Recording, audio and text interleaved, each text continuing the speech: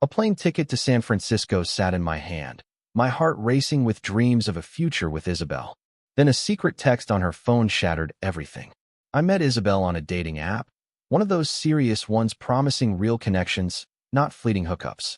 At 32, I was a Portland-based interior designer, content with my quiet life, but craving something deeper. Isabel, a 29-year-old communications specialist in San Francisco, was like a spark in the dark. She was stunning, her dark hair and sharp green eyes commanding every room. We bonded over late-night video calls, dissecting abstract art, and planning imaginary trips to Paris. Her laugh was infectious, her wit sharp enough to keep me on my toes. I felt alive, like I'd found someone who saw the world the way I did. But there was a catch. Isabel's beauty wasn't just a gift, it was a magnet. Men noticed her constantly. She'd casually mention coworkers sliding into her DMs or clients lingering too long after meetings. At first, I brushed it off. She chose me, right? I wasn't some insecure guy obsessing over every glance she got. Still, a quiet voice in my head whispered doubts. I'd been burned before, left questioning my worth after relationships that fizzled out. Isabel was different, I told myself. She had to be. After months of calls, I flew to San Francisco for our first date. We walked across the Golden Gate Bridge, her hand in mine, the city's fog curling around us. Dinner at a tucked-away Italian place felt like a movie scene, her eyes sparkling over candlelight. I was falling hard, faster than I expected. But even then I noticed things. Her phone buzzed endlessly, notifications from names I didn't know. She'd glance at them, smile, and flip the screen down. "Just work," she said. I nodded, swallowing the unease creeping up my throat. Back in Portland, our relationship grew serious. I'd fly down every other weekend, and she'd visit when her schedule allowed. We were building something real, or so I thought. But the attention she got never stopped. She'd laugh off flirty texts from colleagues, showing me one once as if it were a joke. "Look at this guy," she said, rolling her eyes. I forced a chuckle, but my stomach twisted. Was I enough for someone like her? The question gnawed at me, a splinter I couldn't pull out. One night, over a bottle of wine in her San Francisco apartment, she suggested a game. "Let's pick our dream celebrity fling," she said, her voice playful. A free pass, no strings attached. I picked a random actress, stumbling through the silliness. She leaned back, smirking, and named a famous singer. "He wouldn't stand a chance against me," she said. Her tone wasn't joking. It was sharp, confident, like she believed she could have anyone. My smile froze. The room felt colder. I laughed it off, changing the subject, but her words stuck like a burr. For the first time, I saw something beneath her charm, a glint of arrogance that made me feel small. That comment haunted me. I replayed it on the flight home, wondering if I was overreacting. Isabel was beautiful, sure, but she'd always been warm, approachable. Maybe it was just the wine talking. I pushed the thought down, but it lingered, a shadow I couldn't shake. Then came a text. I was in San Francisco, crashing at her place after a late flight. She was asleep, her phone charging on a nightstand. A notification lit up the screen, a name I didn't recognize. "Special guy," it read, followed by a winking emoji and a time to meet tomorrow. My heart stopped. I stared at the words, my hands shaking. She stirred, and I turned away, pretending to sleep. The next morning, I asked about her plans. "Just a work thing," she said, her eyes flicking away. The lie was so smooth, so practiced, it cut deeper than the text itself. I flew back to Portland, my mind a storm. Was I paranoid, or was she hiding something? The ticket to San Francisco, once a symbol of our future, now felt like a weight. I wanted to trust her, but the cracks were spreading, and I couldn't ignore them anymore. Before we dive deeper into this roller coaster, let me know where you're listening from. If this story's got you hooked, hit that subscribe button to support us. Isabel's lie about the text hung heavy in my mind, a splinter I couldn't ignore. Each visit to San Francisco felt like stepping into a maze, her warmth fading behind a wall of secrets. At 32, I thought I'd found stability, but now I was unraveling, chasing shadows I wasn't sure existed. Her behavior shifted like a tide pulling away. She used to greet me at the airport with a radiant smile, but now she was distracted, her eyes glued to her phone. She'd come home late from work, while past 10 p.m., her heels clicking against her apartment floor as I waited on her couch. "Just a client dinner," she'd say, brushing off my concern. Or, I ran into some coworkers and lost track of time. The excuses were flimsy, delivered with a practiced ease that made my skin crawl. She stopped sharing details about her day, once a ritual that bonded us. Now, her stories were vague. Her voice clipped like I was an inconvenience. I tried to stay calm. Maybe she was stressed, I told myself. Her job in communications was demanding, always juggling campaigns and egos. But the late nights piled up, and her irritation grew. Once, I mentioned her being out past midnight. She snapped, her green eyes flashing. "I'm not a kid, Ryan," she said, slamming her purse on the counter. "I don't need a babysitter." Her words stung, but worse was the way she turned away, like I wasn't worth her time. My heart sank, the self-doubt from past heartbreaks creeping back. Was I being paranoid, or was she slipping away? Then came the moment that broke my restraint. I was in San Francisco for the weekend, helping her cook dinner. Her phone, left on the kitchen counter, buzzed with a text. Before she could grab it, I saw the name. "Tristan, can't wait for tomorrow night," it read, followed by a heart emoji. My blood ran cold. She snatched the phone, her face paling for a split second before she forced a laugh. "Just a work friend," she said, tucking the device in her pocket. "We're planning a team happy hour." But her voice wavered, and she avoided my gaze, chopping vegetables with sudden focus. The air felt thick, charged with unspoken truths. I knotted my throat tight, but inside I was spiraling. Tristan, the name burned in my mind, a faceless threat. That night, as she slept, I lay awake, replaying every excuse, every glance she dodged. The text wasn't a one-off. It was a piece of a puzzle I'd been too scared to assemble. I wanted to confront her, to demand answers, but fear stopped me. What if I was wrong? What if I ruined everything? Yet the alternative, living in this fog of doubt, was worse. I needed the truth, no matter how much it hurt. Back in Portland, I made a choice I never thought I would. I searched online for private investigators, my hands shaking as I typed. I found Mr. Harper, a former cop with a no-nonsense reputation. His office was a cramped space downtown, smelling of coffee and old leather. I poured out my story from the late nights to the text from Tristan. He listened, his gray eyes steady, jotting notes without judgment. "I've seen this before," he said, his voice calm but firm.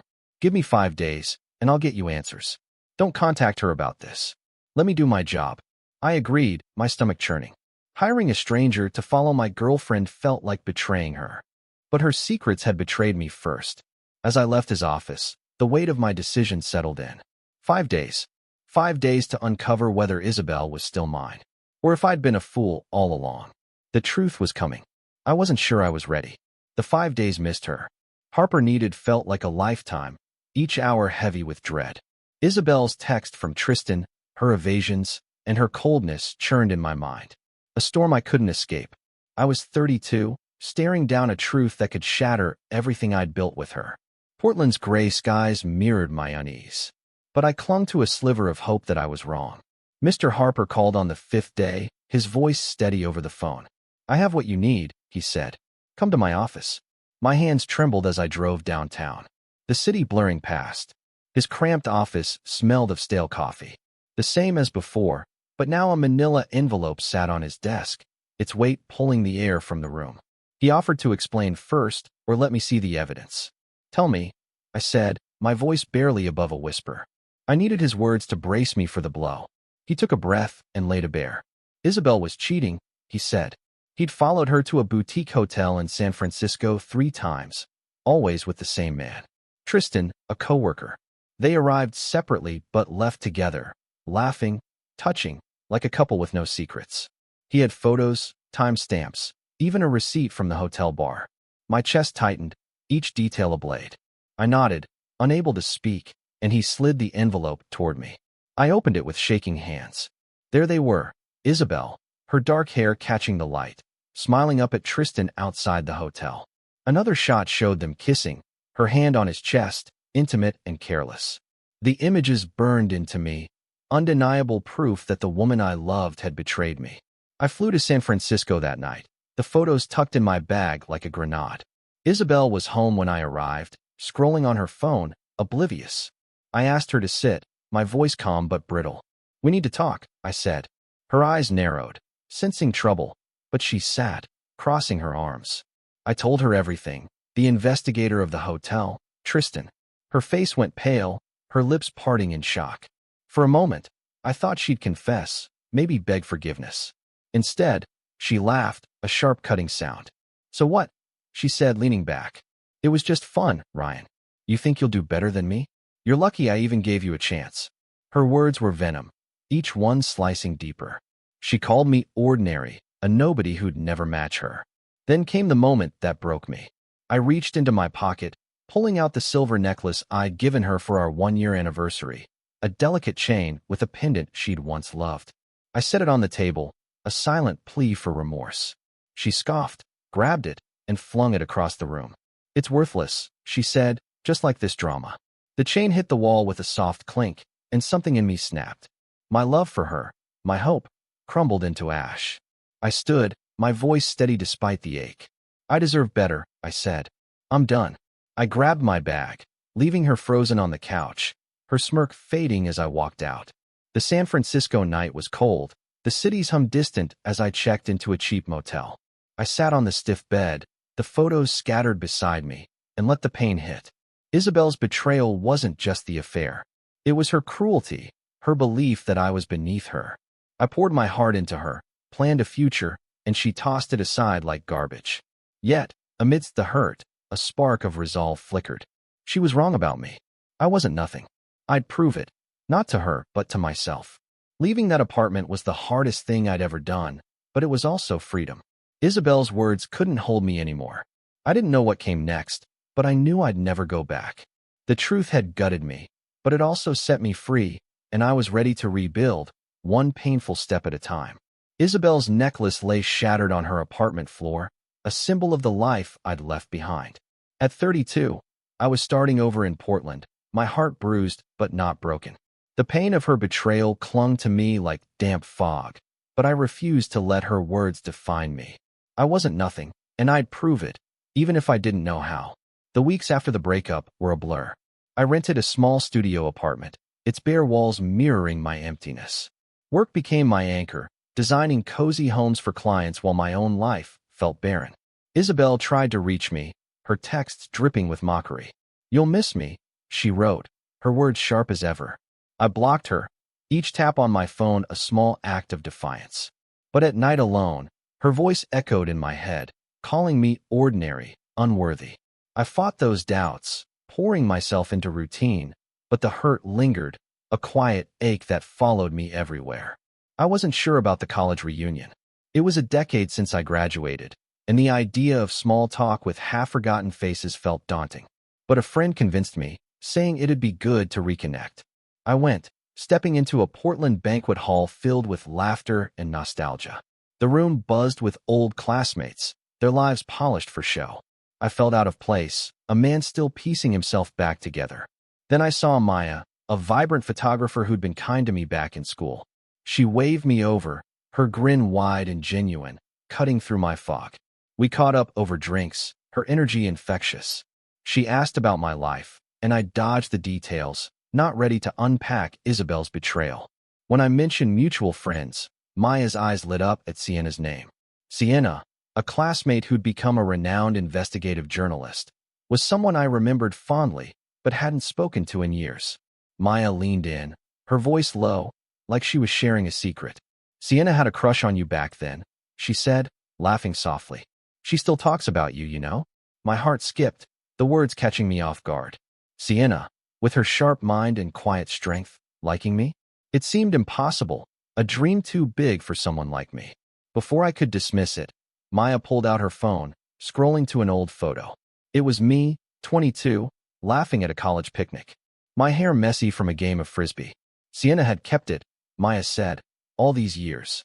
On the back, in her neat handwriting, was a note, "The one who got away." My breath caught, the room fading around me. The photo was a lifeline, a whisper that I was more than Isabel's insults. Maya nudged me, her voice firm. "Reach out to her, Ryan," she said. "Sienna's in Berlin now, but she'd love to hear from you." I nodded, my mind racing, a flicker of hope igniting in my chest. That night, I lay in bed, the photo's image burned into my mind.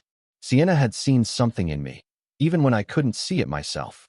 The idea felt dangerous, like stepping on a thin ice, but also exhilarating. I opened Twitter, found her profile, and typed a message, my fingers hesitating. "Hey, it's Ryan from college," I wrote. "Maya mentioned you. Hope you're doing well." I hit send, my heart pounding, unsure if I was ready for what might come next. The reunion had cracked, opened a door I thought was locked forever. Isabel's shadow still loomed, but Maya's words, Sienna's photo, they were sparks in the dark. I wasn't sure if I could trust again, but for the first time in months, I wanted to try. Something was shifting, and I was ready to see where it led. Sienna's photo, with her handwritten note, lingered in my mind like a promise. At 32, I was still healing from Isabel's betrayal, but that reunion in Portland had cracked open a door to something new. Sending that Twitter message to Sienna felt like leaping off a cliff, my heart pounding with equal parts fear and hope. I didn't expect her to reply, but I couldn't shake the feeling that this was a chance I had to take. 3 days passed, each one stretching my nerves thinner. I kept checking my phone, half convinced I'd been foolish to reach out. Then, late one night, a notification lit up my screen. It was Sienna. "Hey Ryan, it's been forever," she wrote. "Maya told me you were at the reunion. I'm in Berlin, but let's catch up." Her words were warm, unguarded, and my chest loosened with relief. I typed a reply, keeping it light, and soon we were messaging daily, trading stories about our lives. Sienna, now 31 and a celebrated investigative journalist, shared tales of chasing leads across Europe.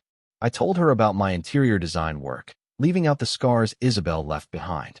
Our chats felt effortless, like slipping back into an old, comfortable rhythm. After a week, Sienna suggested video calls. "I'm tired of typing," she said, her smile bright through the screen. Seeing her face, framed by Berlin city lights, stirred something in me. Her dark eyes held the same quiet strength I remembered from college.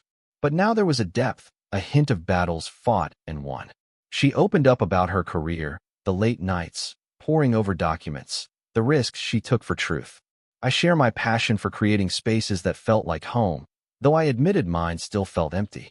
One night, she paused, her voice soft. "I always admired you, Ryan," she said. "You were kind when most guys weren't." My heart raced, the weight of her college crush settling into reality. Our calls became a lifeline, bridging the miles between Portland and Berlin. After a month, I asked what we were, half expecting her to laugh it off. She didn't. "I want to be more than friends," she said, her eyes steady. I asked her to be my girlfriend, and she said yes, no hesitation. The joy was overwhelming, but so was the challenge. Long distance wasn't easy, her schedule chaotic, mine grounded and routine. Yet I knew she was worth it. I booked a flight to Berlin, determined to see her, to make this real. Berlin was a whirlwind. Sienna met me at the airport, her hug warm and grounding. We wandered cobblestone streets, sipped coffee in tucked-away cafes, and laughed like we'd never been apart. She invited me to a press event, where I watched her grill a politician with razor-sharp questions. Her confidence was magnetic, but it was her quiet moments, stealing glances at me, that stole my breath.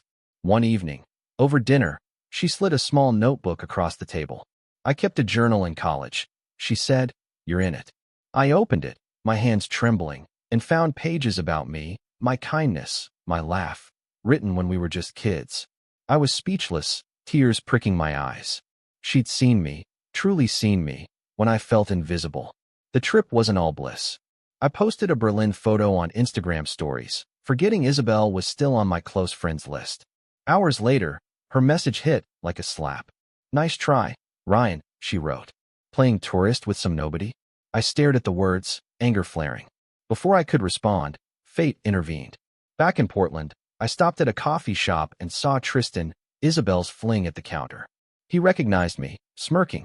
"Isabel was just a game," he said, shrugging. "She's a mess now, you know." His casual cruelty stunned me. I messaged Isabel back, my fingers steady. "Sienna's my girlfriend," I wrote. "She loves me for real. Tristan says hi, by the way." I block her, my pulse racing, cutting her out for good. That encounter with Tristan was a shock, a raw reminder of Isabel's world of lies. But it also clarified everything. Sienna was my truth, her journal a testament to a love I never thought I'd find. Berlin had changed me, showing me I could trust again, that I was enough. Isabel's shadow was gone, and I was ready to build something new, something honest, with a woman who'd always believed in me. Sienna's journal, with its tender words about me, was a beacon in my darkness. At 32, I'd walked through Isabel's betrayal and emerged stronger, my heart now tethered to a woman who saw me as I truly was. Portland's rainy streets felt brighter with Sienna in my life, but the scars of the past still whispered, urging me to prove I could love again. Our relationship thrived despite the distance. Sienna, based in Berlin, juggled investigative stories while I crafted home designs in Portland. We carved out time for video calls, her voice a steady anchor through late nights. I planned for her to visit, dreaming of lazy mornings together, maybe even a ring in my future. But beneath my hope, a quiet fear lingered. Could I trust this happiness, or would it slip away like before? Sienna sensed my hesitation, her words gentle. "I am 60 why enough? Ryan," she said one night. "I've always believed in you." Her faith was a lifeline, pulling me toward a future I dared to imagine. One evening, as I sketched a client's living room, my phone buzzed with a message from a former colleague, Jenna.